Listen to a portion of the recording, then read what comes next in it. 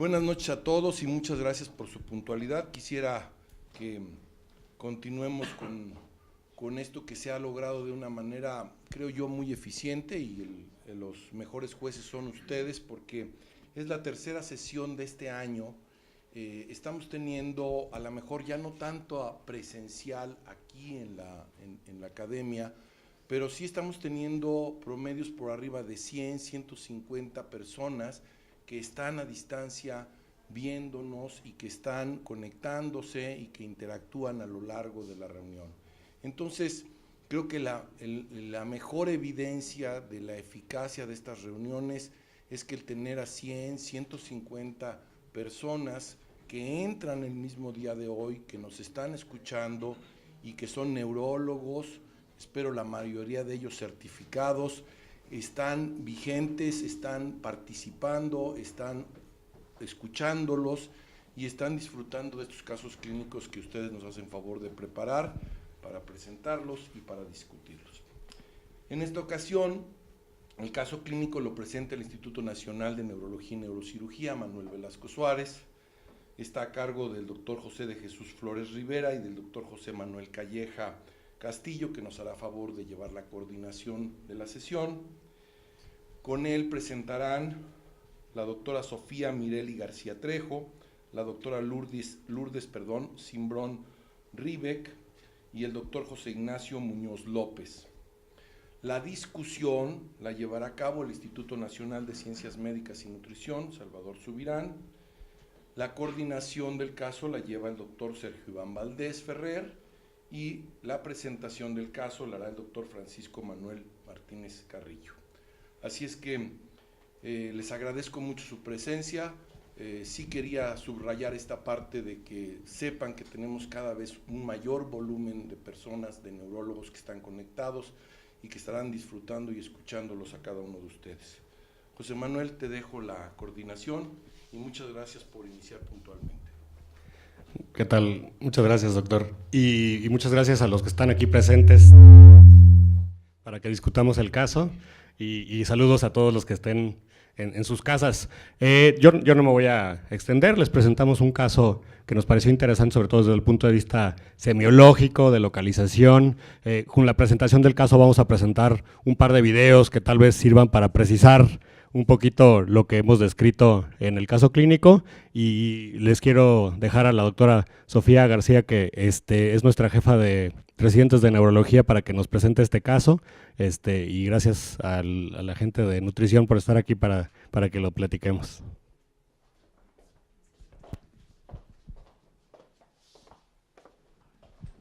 Pues buenas noches. Buenas noches. Vamos a iniciar entonces dando lectura al caso clínico. Bueno, se trata de un masculino de 59 años de edad. Él es originario y residente de Tijuana, Baja California. Es médico de especialidad en traumatología y ortopedia, casado, no practicante de ninguna religión y de lateralidad diestra. Estos datos fueron obtenidos por medio de interrogatorio indirecto de la esposa del paciente. Dentro de los antecedentes familiares, el padre del paciente, finado secundario un cáncer de colon a la edad de 82 años de edad, era portador de hipertensión y diabetes, y la madre del paciente viva con diabetes. Dentro de los antecedentes personales no patológicos, el paciente tenía tabaquismo de manera ocasional, el hábito etílico con consumo cada fin de semana sin llegar a la embriaguez. Las toxicomanías fueron negadas y ningún otro antecedente de relevancia que se mencionara. Los antecedentes personales patológicos: es hipertenso de 1 año aproximadamente de diagnóstico. Él estaba en tratamiento con telmisartán, 80 miligramos cada 24 horas con aparente adecuado control. Hernioplastia abdominal hacía 7 años y se negaron alérgicos, traumáticos y transfusionales. Pasando al padecimiento actual, bueno, el paciente inició el padecimiento actual el día 15 de febrero del presente año. Lo primero que presentó fue dolor en el primer molar inferior izquierdo. Por estos síntomas acudió con un odontólogo, se le realizó un procedimiento de endodoncia. Durante este procedimiento, pues, se menciona que tuvo poco efecto anestésico y que eso condicionó que se le tuvieran que hacer múltiples aplicaciones de la anestesia local. Al día siguiente de este procedimiento ya el paciente empieza a notar que tiene parestesias en la región mandibular izquierda, evolucionan en 24 horas ya a generalizarse a la hemicara y al hemicráneo del lado izquierdo, además de la lengua. Para el 20 de febrero el paciente ya tenía vértigo y diplopia horizontal, la cual aumentaba con los cambios de posición y también con la apertura palpebral. Tenía sensación, como síntomas generales, sensación de distermia con diaforesis nocturna y cefalea. Acudió inmediatamente pues al otro día a realizarse una resonancia magnética, esto por indicación o por recomendación de un colega médico. Posterior a este estudio se agregó además disartria, ataxia de la marcha, singulto, y el paciente continuaba presentando diplopia. Se le inició tratamiento con ceftriaxona y dexametasona, pero no tuvo ninguna mejoría de los síntomas. Para el 24 de febrero ya acudió con un neurólogo particular, se decidió su ingreso hospitalario. En el hospital en el que estuvo ingresado se trató con los siguientes medicamentos: fenitoína, ceftriaxona, metronidazol, dodval, manitol y metilprednisolona por 5 días. Durante su estancia la evolución fue tórpida, se empezó a deteriorar gradualmente el estado de despierto y por esta evolución es que los familiares deciden pues alta voluntaria y lo trasladan al Instituto Nacional de Neurología y Neurocirugía. Los signos vitales al ingreso del paciente, pues con una tensión arterial de 130/70, 80 latidos por minuto de frecuencia cardíaca, respiratoria de 16 y con una temperatura de 36,2. En la exploración general se encontró un paciente hemodinámicamente estable, estaba bien hidratado, tenía una sonda nasogástrica permeable en la narina izquierda, ruidos cardíacos rítmicos, ahí se evidenció un soplo mesosistólico aórtico 2 de 6, adecuada entrada y salida de aire, había estertores subcrepitantes basales bilaterales, abdomen sin ningún signo, extremidades íntegras, Homan-Sciollo ausentes. Ya en la exploración pues, neurológica, las funciones mentales, nos encontramos con un paciente somnoliento. Cuando se entraba, dirigía y mantenía la atención era por periodos muy cortos de tiempo, obedecía órdenes motoras de solamente un paso y de forma muy inconstante. Lo que podía hablar estaba con disartria, prácticamente ininteligible, emisión escasa de lenguaje espontáneo, comprendía de manera parcial, la psicomotricidad estaba disminuida y pues el resto no se pudo valorar. La exploración de nervios del cráneo, el primer nervio no fue valorado, el segundo, pues la agudeza visual tampoco se pudo valorar, la campimetría por amenaza aparentó normal, el fondo de ojo no se encontró edema de papila, tercero, cuarto y sexto, en la mirada primaria central había un movimiento alternante, rápido, espontáneo y en dirección horizontal. El nistagmo optocinético horizontal y vertical estaba presente, no realizaba la supraversión. Había isocoria de 2 milímetros con reflejo fotomotor, con contracción pupilar lenta al estímulo fótico, directo y consensuado. El quinto, el reflejo corneal estaba presente bilateral y reflejo mandibular simétrico también. El séptimo, con disminución de la gesticulación al estímulo álgico hemifacial izquierdo. Octavo, había ausencia de reflejo cocleopalpebral. Noveno y décimo, la úvula con desviación a la izquierda, elevación disminuida del velo palatino izquierdo y el reflejo nauseoso se encontró ausente de manera bilateral. 11, la fuerza y motricidad de esternocleidomastoideo y trapecio simétrica. 12avo, tono, trofismo, motricidad lingual normal. En el sistema motor, la fuerza 5 de 5 en hemicuerpo derecho, 4 de 5 en hemicuerpo izquierdo, con hiperreflexia generalizada y respuestas plantares extensoras bilaterales.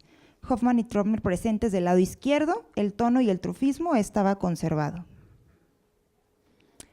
La sensibilidad pues aparentó simétrica, el cerebelo no se pudieron evidenciar alteraciones, los movimientos anormales, se encontró un temblor apendicular de las 4 extremidades, este era axial, mandibular y abdominal, con componentes de reposo, postural e intencional, tenía un predominio derecho, era irregular, era amplio, aproximadamente de 4 a 5 Hz. Había también movimientos de sobresalto al estímulo táctil y auditivo.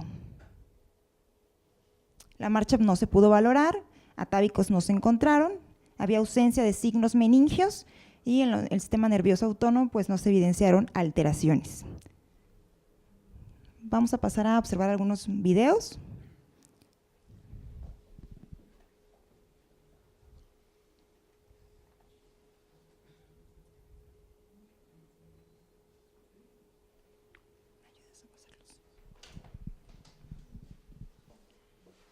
que me aparece aquí.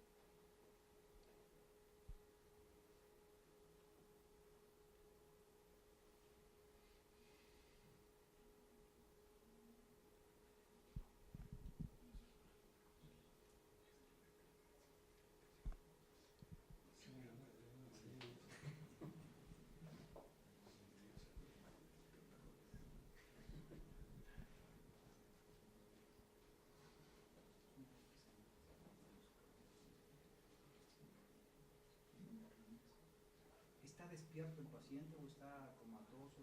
Somnoliento. Somnoliento. ¿Eso es voluntario o involuntario? Es involuntario.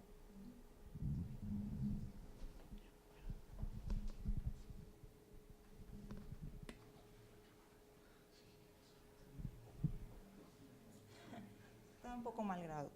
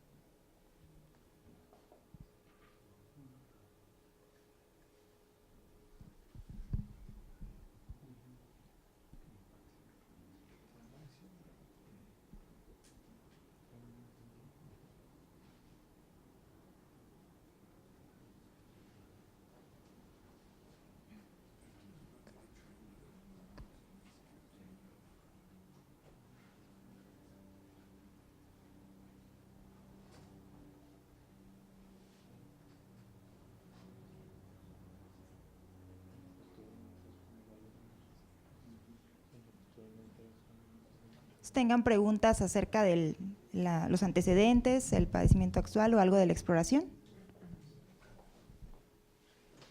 Sí. ¿Cuántos días después de egresado llegó con ustedes? ¿Qué tiempo pasó? Pues más o menos el 24 de febrero fue cuando se egresó y a primero o 2 de marzo fue cuando llegó al instituto, 1 de marzo. Más o menos.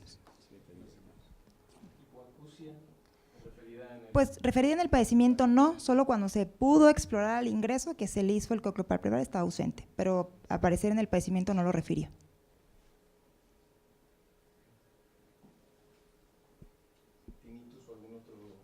No, referido a ningún síntoma auditivo.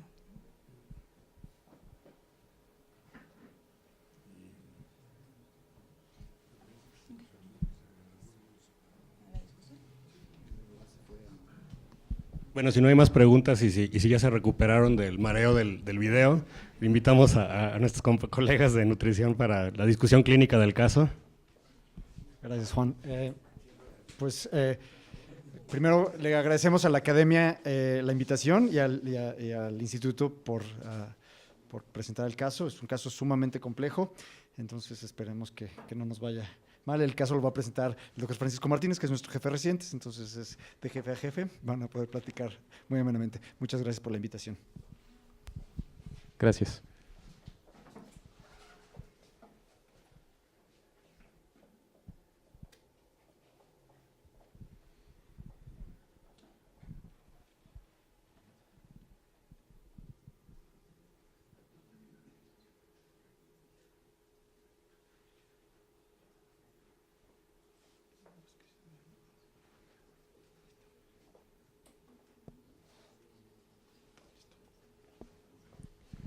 Muchas gracias, pues vamos a pasar a la discusión de este caso. Vamos a pasar por los antecedentes, el padecimiento y la exploración de manera más rápida, solamente para hacer tal vez énfasis en algunos puntos que se nos hicieron interesantes tal vez. Y pues bueno, yo soy Francisco Manuel Martínez Carrillo, soy residente de tercer año de Neurología del Instituto Nacional de Ciencias Médicas y Nutrición Salvador Subirán, y este caso, como ya les mencionaron, fue coordinado por el doctor Iván Valdés. Entonces, pues bueno, de antecedentes, de fecha de identificación del paciente, yo creo que hay pocos datos que nos orientan a la patología actual. El paciente, pues, de edad de 59 años, que tal vez esto sí pudiera ser relevante posteriormente para la integración diagnóstica que tuvimos con él. Probablemente de los antecedentes heredofamiliares, pues sí tomar en cuenta que había carga genética para neoplasias, que había carga genética también para enfermedades crónico-degenerativas como diabetes e hipertensión, pero bueno, de las más prevalentes en la población general. Y el resto de los antecedentes, pues solamente una hipertensión que parece que tenía un año de evolución con un buen control, que parece que no tenía ninguna otra complicación posterior. Entonces, dentro del padecimiento nos comentaron que este paciente comenzó con una sensación de dolor en la región del primer molar inferior del lado izquierdo. Este dolor, no sabemos más datos sobre cómo fue presentado, pero aparentemente fue muy localizado y llevó a pensar que tenía una patología dental, en este caso incluso habiendo pasado por una endodoncia, en la cual pues sí se menciona que a pesar de dar múltiples tratamientos con anestésico local, no tenía un adecuado efecto. Entonces pues sí pudiéramos llegar a pensar que este pudiera ser tal vez un foco rojo para pensar en que no era un dolor completamente típico de un origen odontogénico. Posteriormente el paciente presenta al día siguiente esta situación de las parestesias, que sí parecieran tener un territorio específico de la región mandibular inferior del lado izquierdo y que posteriormente generalizaron a la hemicara, hemicráneo y la lengua, que parece que es también de ese mismo lado. Y para 3 días siguientes, pues bueno, presentó ya una alteración mucho más aparatosa, con ya síntomas evidentemente que indicaban una patología neurológica, sobre todo por el vértigo, diplopia, distermia, diaforesis nocturna y cefalea. Aquí se me pasó preguntar, ¿esta distermia jamás se cuantificó para saber cuál era el predominio o algo así? Muy bien, muchas gracias. Posteriormente, el día siguiente, pues bueno, se aborda con este estudio de resonancia magnética y se encuentra posterior a esta, yo creo de forma coincidental, con disartria, con ataxia, diplopia y y además de esto un cingulto.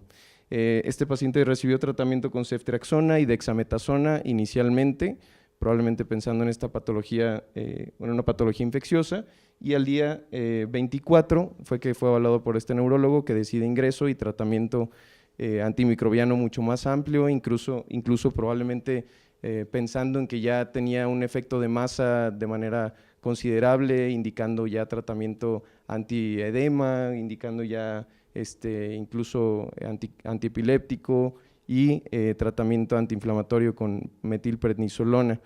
Entonces este paciente deteriora y posteriormente por no tener mejoría fue que fue trasladado, y ya en la exploración del Instituto de Neurología, pues bueno, ya mencionamos cómo se encontraba este paciente, tal vez de resaltar esta situación del soplo mesosistólico aórtico que pudiera ser indicativo de ciertas etiologías probablemente infecciosas, estertores suprapitantes que también pudiera ser algo que orientara hacia ese diagnóstico.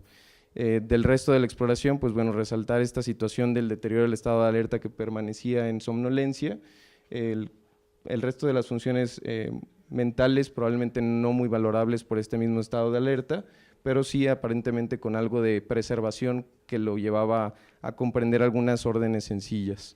Del resto, de nervios del cráneo del primero y segundo aparentemente no se evidenció alguna alteración, y de los oculomotores, pues sí impresionando esta alteración de la supraversión, que sí también nos ayuda a localizar posteriormente este diagnóstico topográficamente probablemente.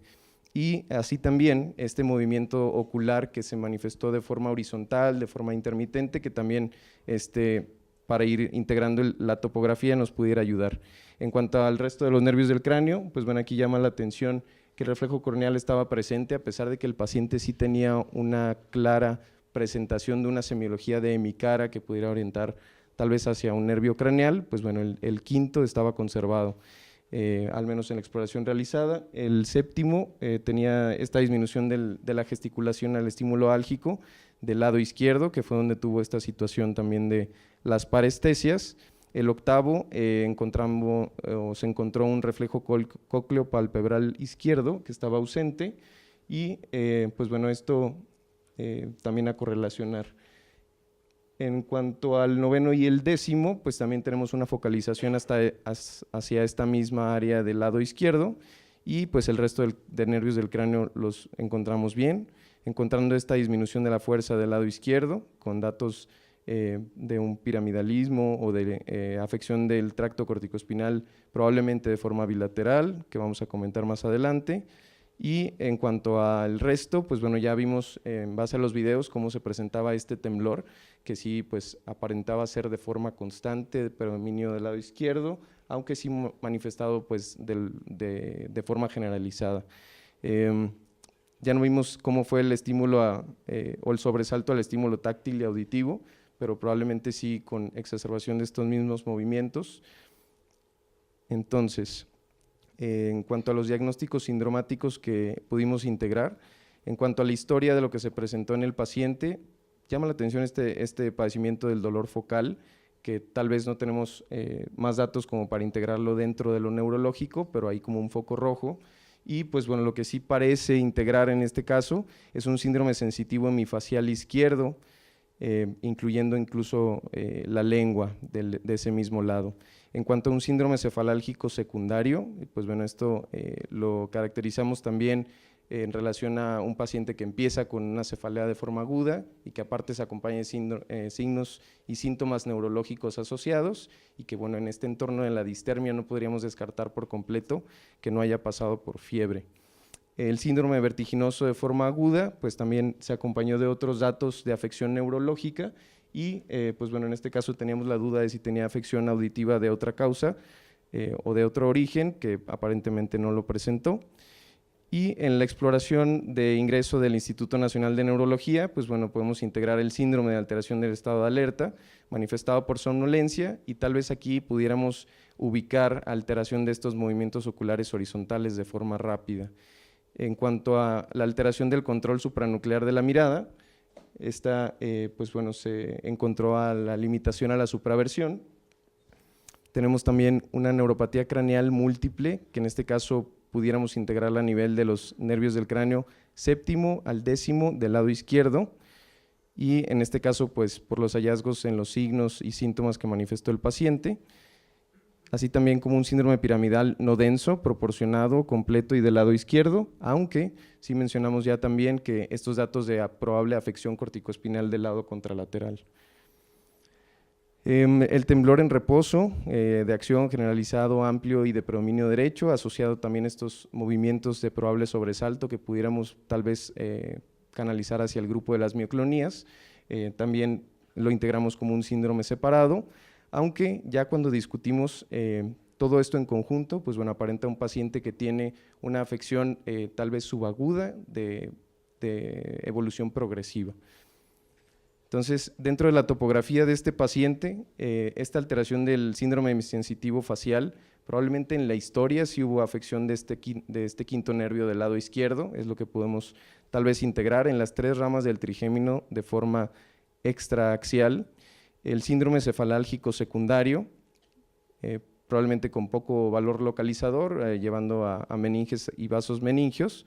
El síndrome vertiginoso agudo, tal vez aquí sería de considerar una etiología de origen nuclear o infranuclear que pudiera explicar este cuadro, afectando al nervio 8, 9 y 10 del lado izquierdo, y probablemente ya sea el flóculo cerebeloso o en la región del vestíbulo cerebelo en alguno de sus partes, que pudiera estar contribuyendo a este vértigo que tenía el paciente.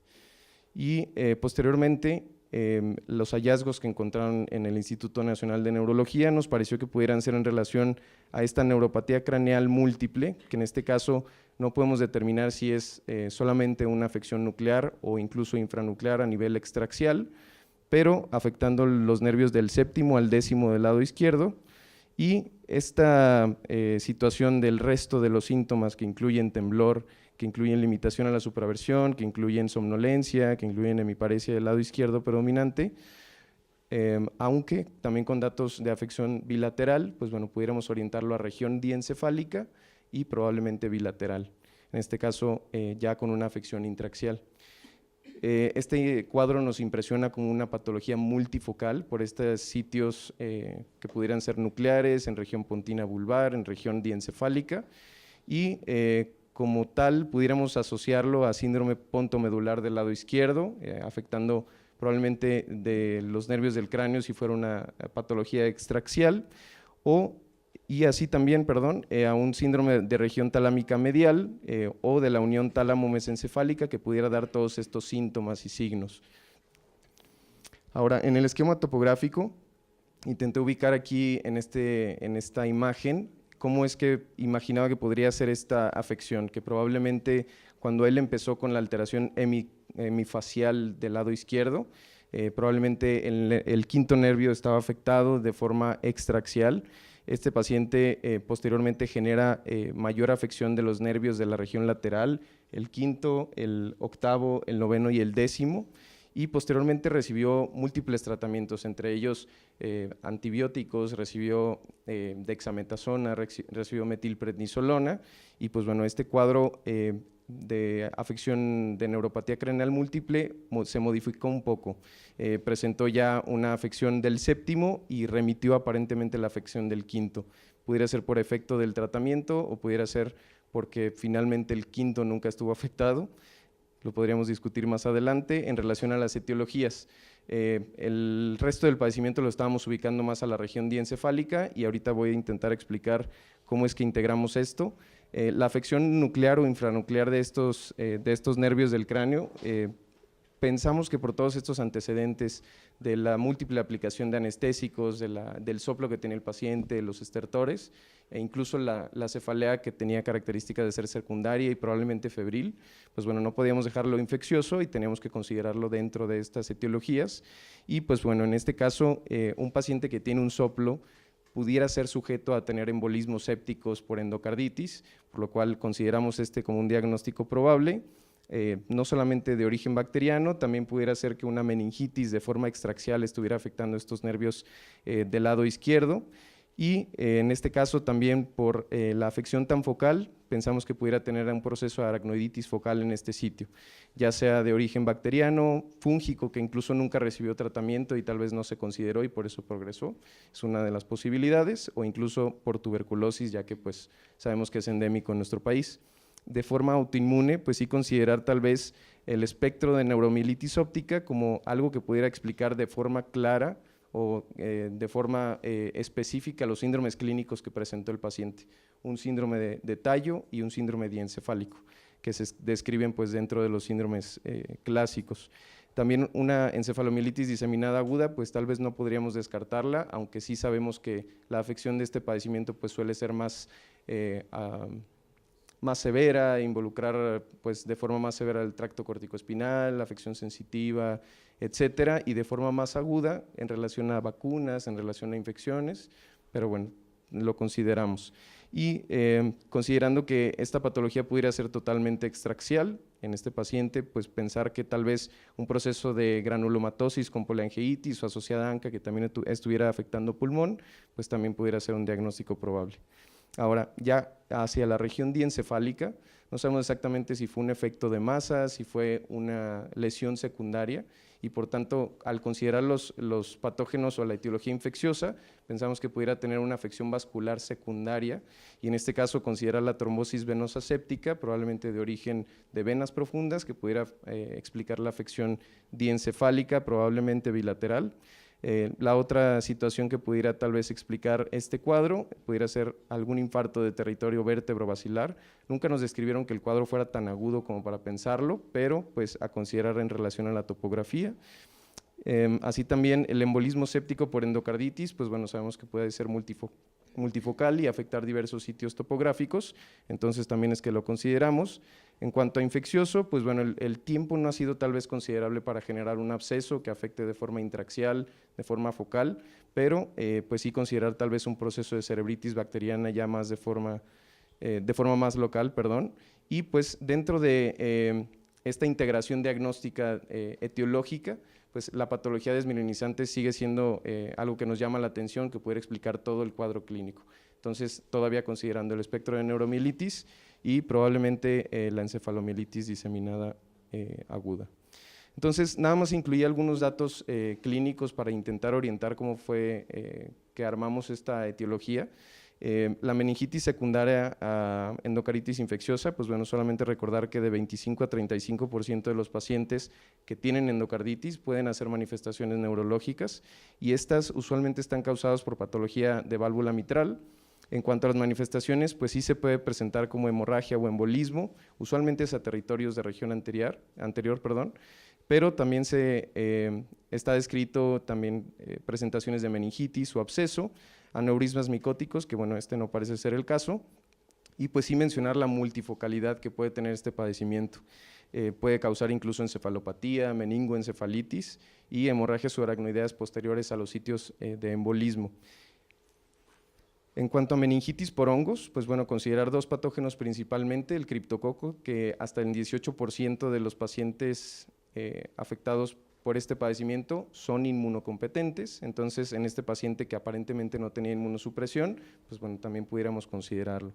Este padecimiento puede causar neuropatía craneal múltiple por proceso de inflamación meningia, aracnoiditis, entonces por eso es que lo consideramos, aunque sí el cuadro típico de criptococosis con una cefalea persistente con hipertensión intracraneal, pues bueno, no se presentó.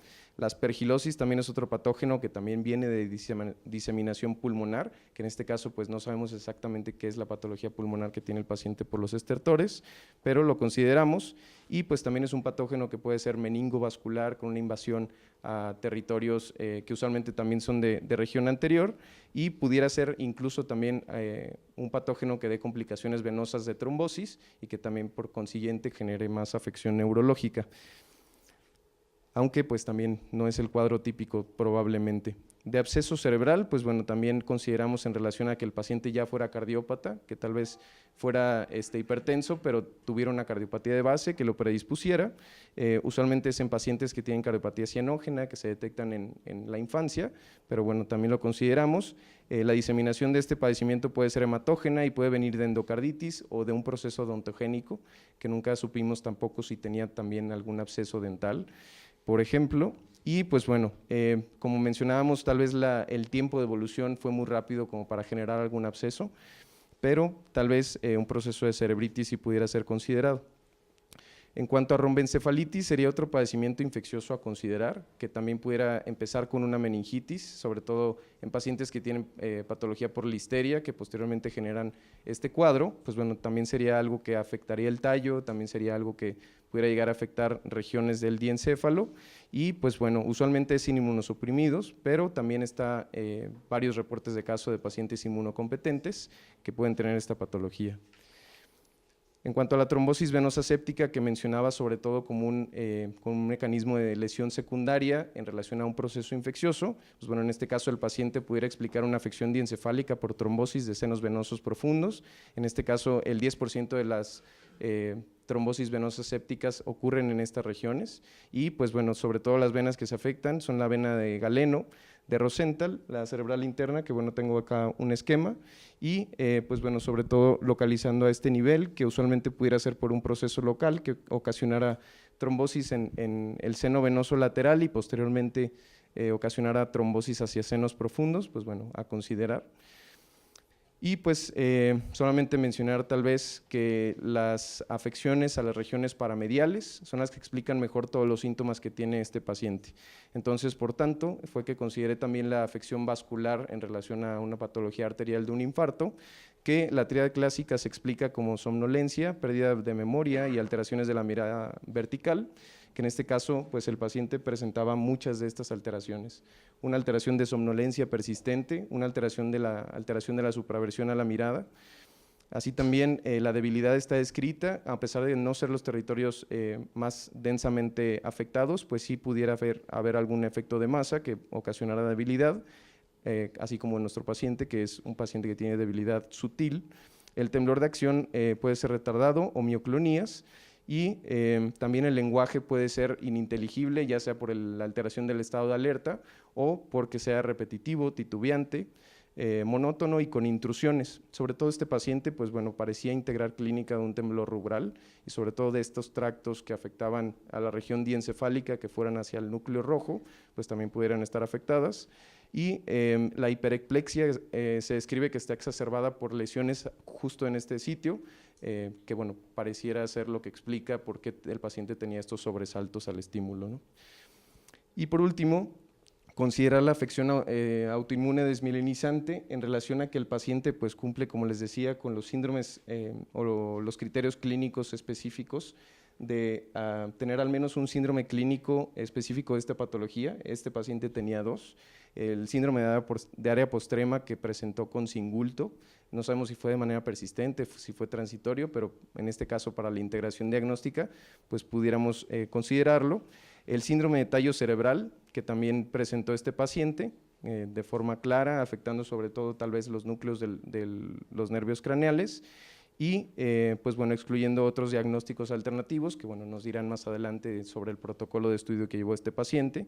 E incluso, aunque fuera cero negativo, este paciente por tener ya 2 síndromes clínicos específicos pudiera cumplir con el diagnóstico. Así también mencionar que epidemiológicamente, también a pesar de tener 59 años el paciente, pues bueno, todavía entra dentro del espectro de esta enfermedad. Y pues bueno, aquí lo que sí parece llamar la atención es que ha sido un curso progresivo, que en este caso de neuromielitis óptica sería extremadamente raro, ¿no? Entonces, para hacer una integración de todos estos puntos que acabo de discutir, fue que elaboré esta tabla, donde sí ponemos sobre todo los hallazgos que nos parecieron más significativos, en relación, por ejemplo, a meningitis bacteriana y absceso. Pues bueno, la predisposición clínica epidemiológica, tal vez por los procesos dentales, por endocarditis, que pudiera tener algo de predisposición, que el curso pudiera ser subagudo en relación a si el paciente generó primero datos sutiles de meningismo, cefalea, y posteriormente ya generó afección focal por tal vez un proceso de cerebritis. Puede ser multifocal en relación sobre todo a afección de diversos nervios del cráneo. La localización hacia diencéfalo y tallo, pues bueno, puede existir, sobre todo en relación a aracnoiditis basal, que pues bueno, vamos a discutir sobre todo más en relación a meningitis por hongos y tuberculosis, y así también considerar, por ejemplo, la endocarditis, que pudiera ser algo que pudiera explicar muchas de las afecciones del paciente, el ser multifocal, el tener esta predisposición, la localización que si bien puede ser sobre todo en región de vasculatura anterior, también la vasculatura posterior pudiera estar afectada. La infección por listeria, pues bueno, ya le dimos menos peso al intentar de analizar el caso de forma global, y pues bueno, la patología desmielinizante, que sigue siendo algo que a pesar de no tener alguna complicación vascular, pues sí pudiera ser algo que explique de forma completa o casi completa el cuadro del paciente, y sobre todo enfocándola a un espectro de neuromielitis óptica, ya que pues bueno, los hallazgos típicos de neuritis óptica y mielitis transversa longitudinalmente extensa pues no estaban presentes, ¿no? Entonces fue así que llegamos a un proceso de discernimiento donde tenemos 2 últimos diagnósticos, como una meningitis subaguda de probable etiología infecciosa que tuvo una complicación arterial y que provocó afección diencefálica, versus, y no pudiendo descartar, que pudiera ser un espectro de neuromielitis óptica. Como sugerimos el abordaje de este paciente, pues bueno, es sobre todo, creemos que la imagen en este caso sería algo que nos daría mucha luz en relación al diagnóstico etiológico, cuál es la característica de la lesión, cómo refuerza a la administración de gadolinio, si es intraxial, extraxial, si muestra efecto de masa, si desplaza. Pues bueno, todos esos son datos que tal vez la clínica no nos da, y la imagen sí nos pudiera dar un poquito más de orientación. Y pues bueno, en relación a si pudiera ser una lesión sin efecto de masa que reforzara al gadolinio, pues bueno, considerar esta afección desmielinizante versus rombencefalitis, que bueno, para su protocolo diagnóstico pues sería adecuado tal vez solicitar bandas oligoclonales, anticuerpos antiacuaporino 4, o iniciar el tratamiento dirigido hacia un proceso, por ejemplo, de rombencefalitis. Si en relación a esto de que no genera efecto de masa y es extraxial, pues bueno, considerar este proceso de meningitis, aracnoiditis, que parece que se enfocara en región izquierda, y pues bueno, aquí en relación a un proceso diagnóstico, pues tal vez no tendríamos más que estudiar el líquido cefalorraquídeo, intentar aislar algún microorganismo presente. Si la lesión es ocupativa, si es intraxial, pudiéramos considerar las patologías infecciosas como ya mencionamos y dar tratamiento. Sobre todo puse esto de la valoración neuroquirúrgica en relación a que el paciente está generando evidentemente una alteración progresiva que ya está afectando diencéfalo, que pone en riesgo su vida y pues bueno, que pudiera requerir algún proceso de craneotomía o algo de derivación ventrículo-peritoneal probablemente. En relación a oclusión vascular, que era lo que les mencionaba de mecanismos de lesión secundaria, como pudiera ser una trombosis venosa séptica o pudiera ser un proceso de infarto, pues bueno, sí considerar para su diagnóstico en relación a los hallazgos de imagen, estudiar protocolo por trombofilias, que en relación a este paciente, pues bueno, impresiona que es una trombofilia secundaria a un proceso infeccioso, pero pues sí considerar tal vez trombofilias primarias probablemente. Y para la patología arterial, pues bueno, considerar el embolismo séptico, en donde un ecocardiograma transesofágico nos podría dar adecuada investigación de si hay vegetaciones, de si pudiera haber embolismo hacia regiones sistémicas, y el ultrasonido transcraneal en relación a vigilar si un proceso infeccioso está generando datos de vasoconstricción o vasculitis secundaria, y pues bueno, el tratamiento probablemente con anticoagulación. Si ninguno de estos datos fuera concluyente, pues bueno, ahí sí sería tal vez adecuado considerar la biopsia, ya sea de la lesión o de meninges para intentar dilucidar el diagnóstico. No sé si hay algún comentario.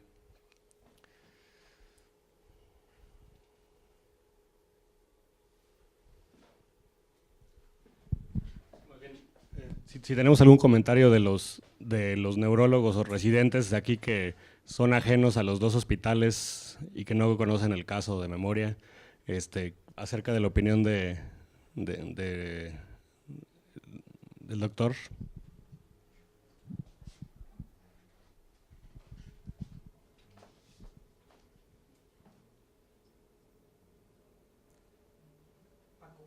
Sí, doctor. A mí me gustaría saber y sacarme la duda si ese procedimiento odontológico es un distractor o es algo real.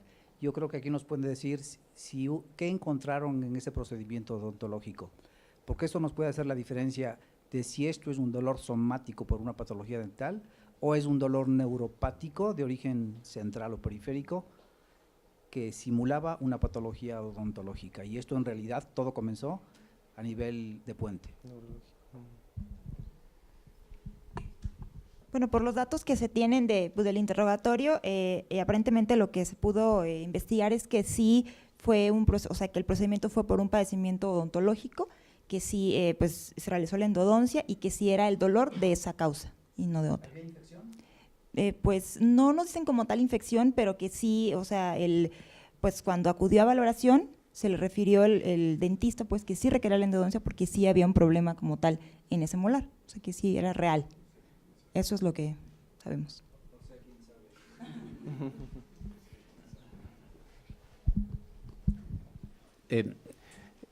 Bien, Paco y Sofía, yo agregaría al diagnóstico diferencial un problema que a veces pues tiene grandes dificultades para integrarlo como una enfermedad, y es la encefalitis de Bickerstaff, donde es un daño al tronco cerebral predominantemente y que tiene muchas manifestaciones, e incluso se ha llegado a considerar como una contrapartida de la afectación de Miller-Fisher.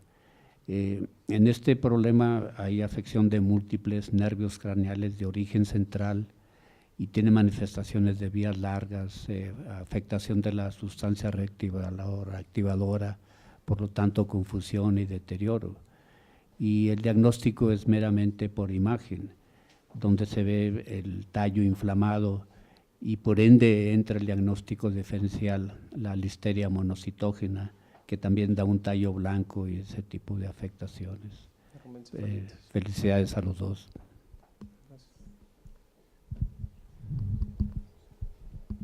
Pues sí, felicidades por tu discusión. Se me hace que es un diagnóstico diferencial amplio el que hiciste y por supuesto, primero que nada viene la clínica, es una clínica bonita del paciente, El tallo cerebral, como sabemos, es muy ilustrativo, muy preciso en ocasiones, y en ocasiones cuando involucra lesiones a varios niveles y etcétera, nos puede provocar mucha confusión, pero te felicito por la discusión que haces. Y ahora, para meter más confusión, le invito a Sofía para que nos presente algunos de los estudios que hubiera solicitado, ¿no?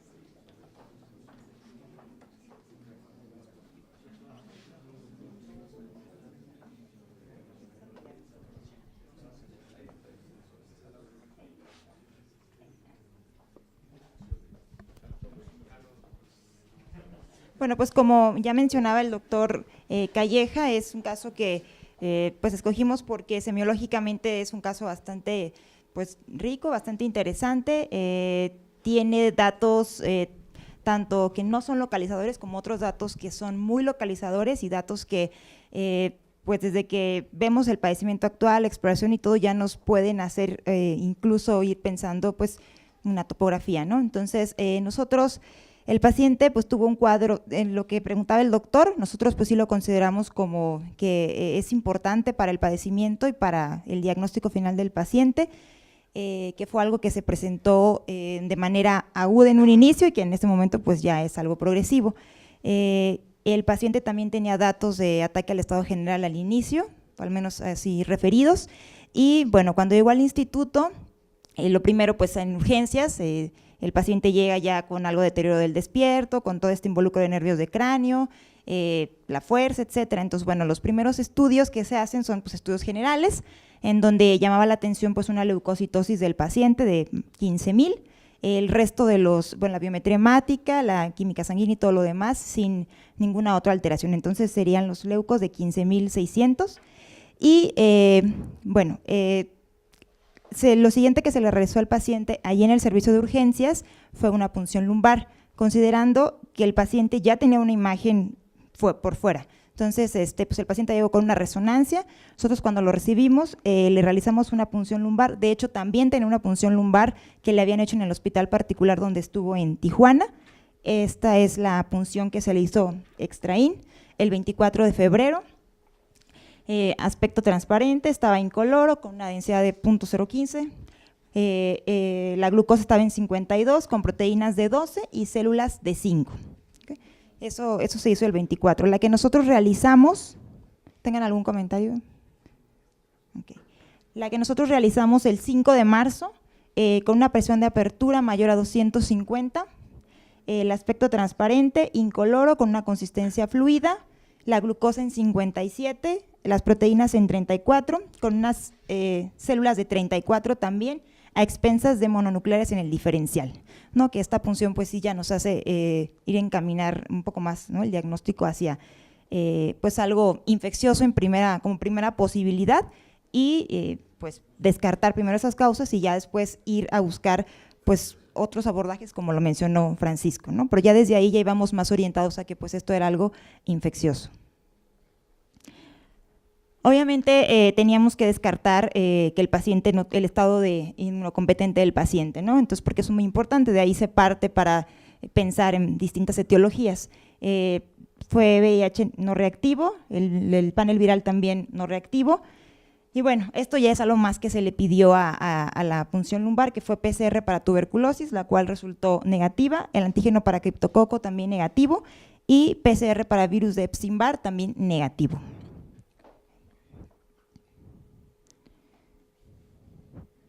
Bueno, esta siguiente diapositiva nada más es para mencionarles el tratamiento que de un inicio fue para algo infeccioso, que se le dio extraín, que fue la ceftriaxona, el metronidazol, el trimesoxazol y el dotval. Y el que nosotros finalmente iniciamos ahí en el instituto fue el fluconazol, meropenem y vancomicina.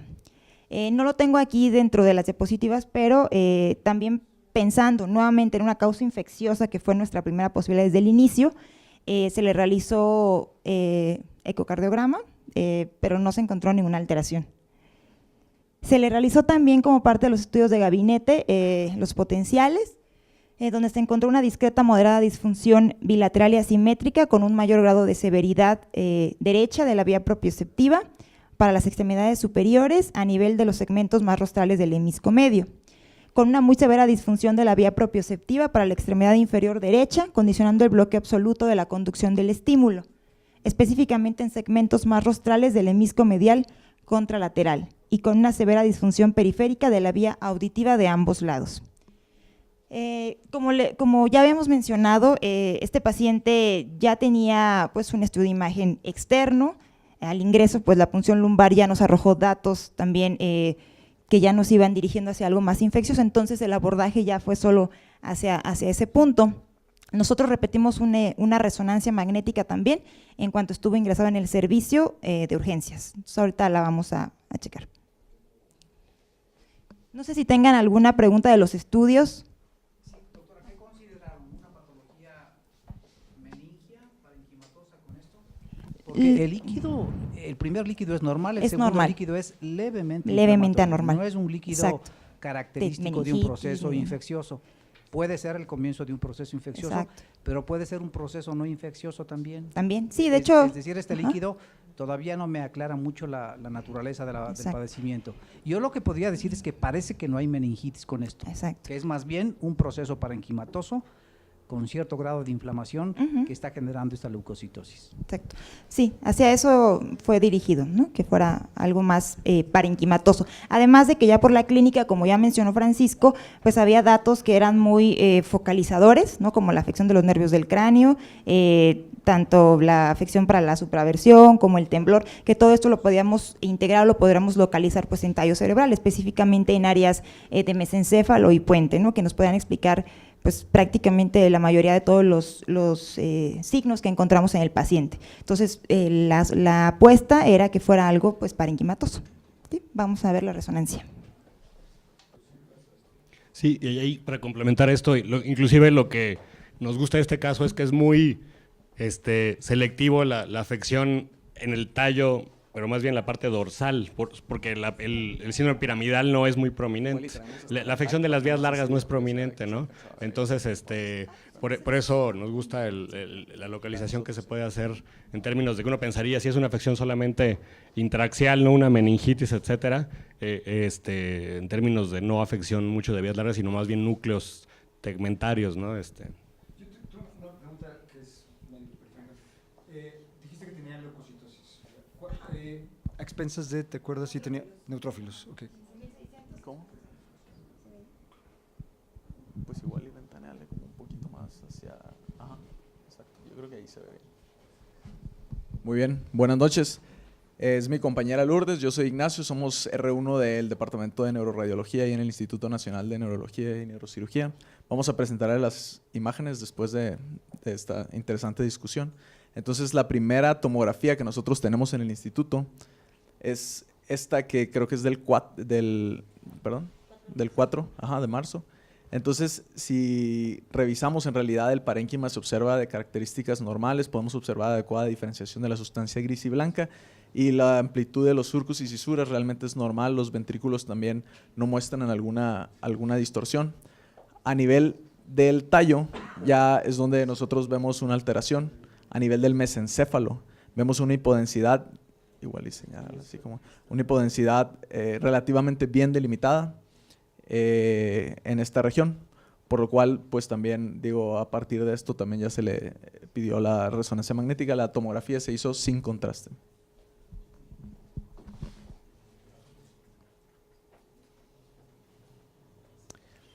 Y después la resonancia magnética, podemos observar aquí la secuencia de T2 FLAIR en la cual también observamos un parénquima relativamente respetado. A nivel de la lesión, que es donde nos vamos a enfocar, encontramos una lesión relativamente bien delimitada a nivel del mesencéfalo y la cual se encuentra hiperintensa en esta región. En la secuencia de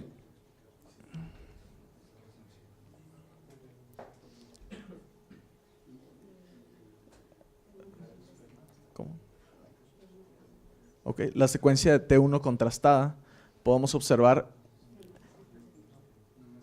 sí.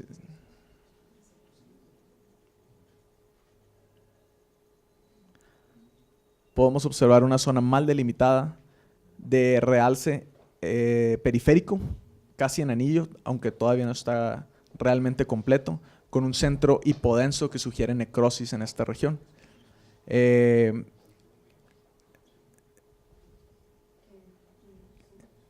Que tiene una ligera cantidad de edema periférico, pero realmente no era mucho. A la difusión podemos observar una intensa restricción a la difusión en esta región, que al comprobarlo en los mapas de ADC, pues sí nos dio, sí se veía hipointensa, lo cual nos corrobora real restricción a la difusión. Y hay que recordar que esta restricción era intensa en la difusión. Y se le hizo también perfusión, sí tenemos perfusión en esta, la cual muestra, podemos observar los ROIs comparados con el parénquima normal, pueden observar los colores. Entonces el color morado, que es el de la lesión, presenta una perfusión discretamente menor a la del parénquima cerebral. ¿Qué nos falta? El espectro.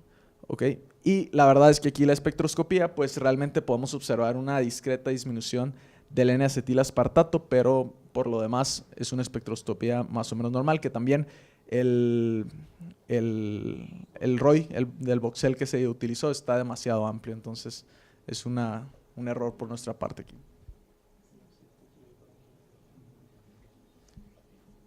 Y les mostramos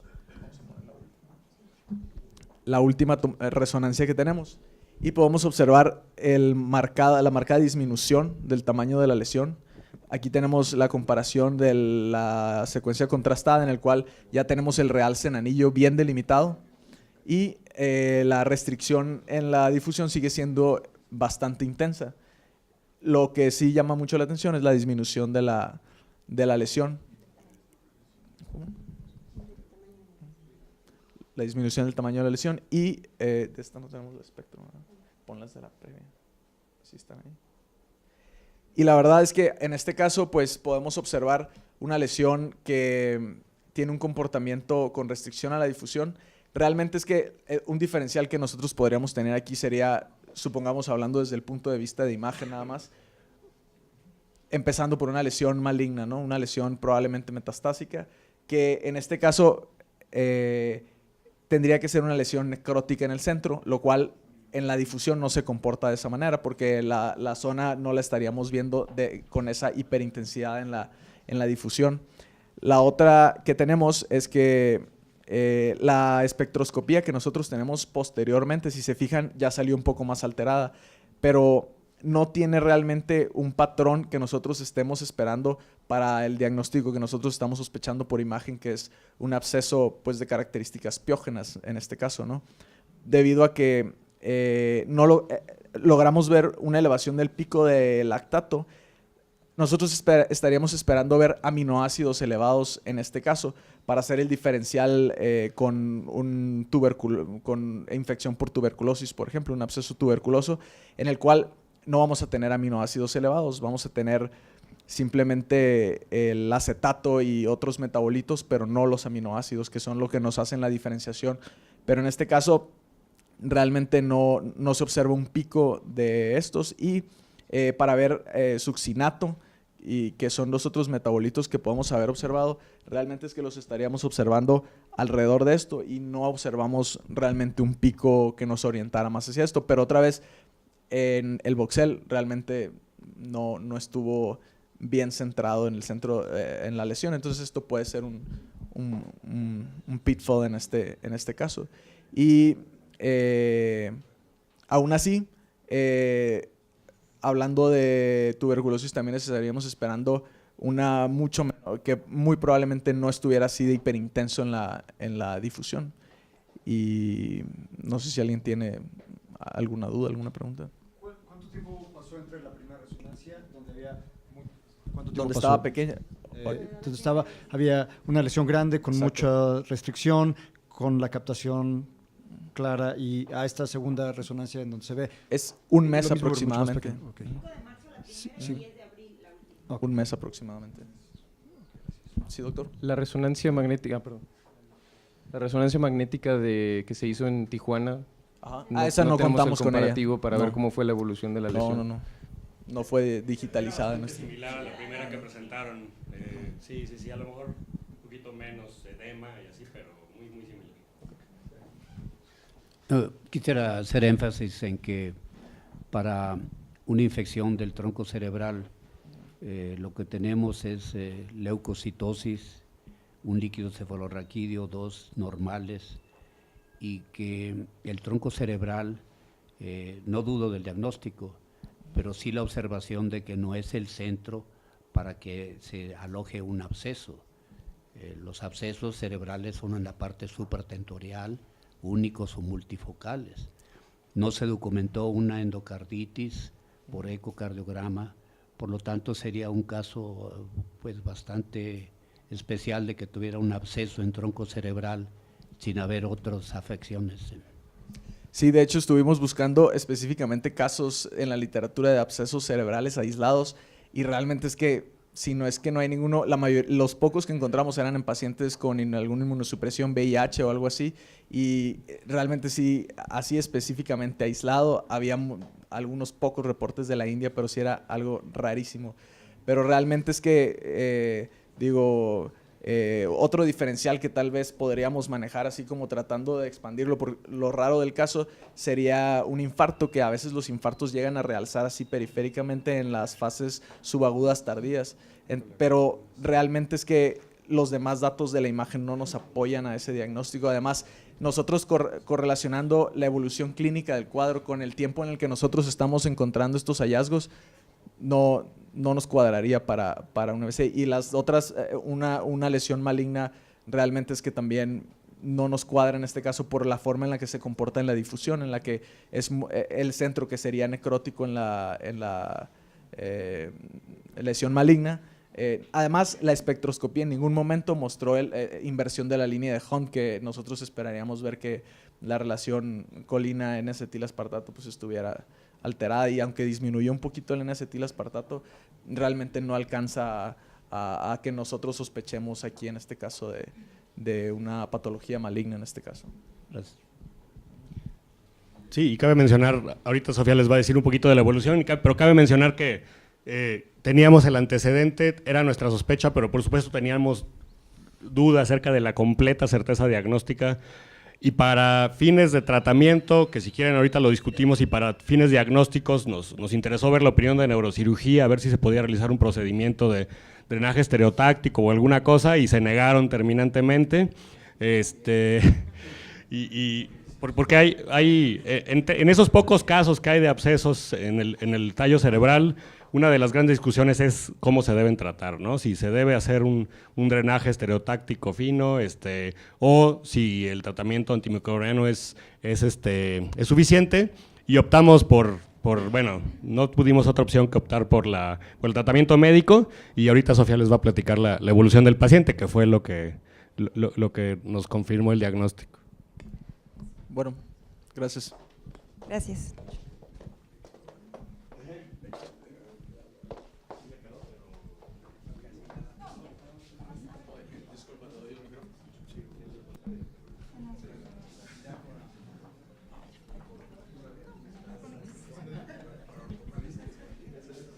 Bueno, pues comentando un poquito de la evolución del paciente, pues obviamente nuestro diagnóstico etiológico pues es por algo infeccioso. El paciente llegó a principios de marzo al instituto. A su llegada, como les había mencionado, el paciente ya había recibido antibióticos, había recibido ceftriaxona, le habían dado metronidazol y también había recibido Dotval. Todavía permaneció con Dotval algunas semanas durante su estancia en el instituto, ya cuando se pidió también valoración por infectología, se mandaron los estudios para TB, etcétera. Hace 14 días se decidió, bueno, ya la suspensión del Dotval. También desde su ingreso, el tratamiento antibiótico se decidió dejar con meropenem y vancomicina, el cual continuó durante los 34 días de su estancia intrahospitalaria.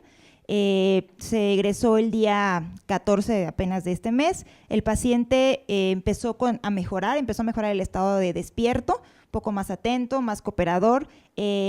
los movimientos oculares, esto que nosotros consideramos como un flóter ocular, cuando durante la evolución y al irse de alta ya no lo presentaba, lo único que continuaba todavía era con este temblor, pero ahora solamente se presentaba en el miembro pélvico derecho. Entonces, pues el paciente en esta evolución fue hacia la mejoría. El tratamiento pues se sugirió que se continuara por 14 días más.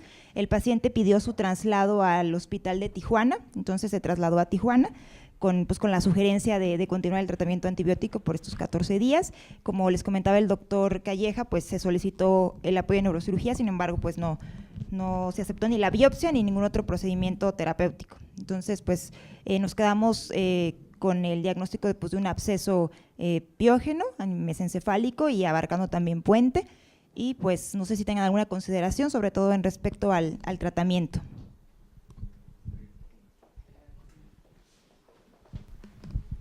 Hola, tomando en consideración toda la historia clínica, quisiera dar una revisión que estamos realizando ahorita acerca de actinomicosis cerebral. La actinomicosis cerebral usualmente es, como antecedente principal, es la extracción de un molar.